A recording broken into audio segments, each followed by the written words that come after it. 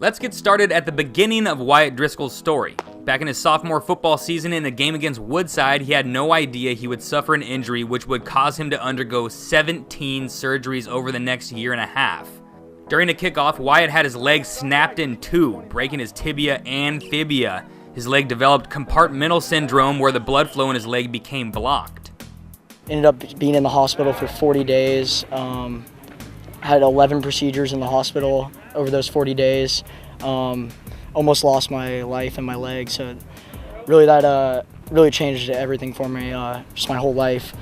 The procedure for compartmental syndrome is grueling, and Wyatt's body still wears the scars of those surgeries.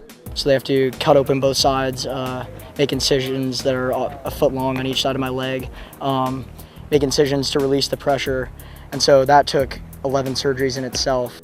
During Driscoll's time in recovery, he also developed a staph infection, which put a couple additional trips under the knife on his schedule. Wyatt says at one point his foot basically died, turning black and causing him to lose a few toes on his right foot. But now back on the mound, Wyatt competes harder than ever.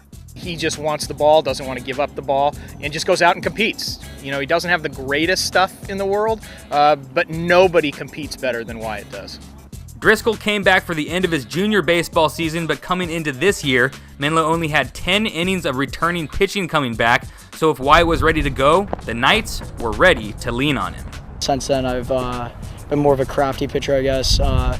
Throw a bunch of pitches, fastball, changeup, curveball, mix in the slider and the cutter, so really all over the place. I like working the count, get a lot of ground outs, not many strikeouts. Don't throw it very hard. The guys like to call it the gravity ball, so it's pretty funny, but it gets whatever gets the job done.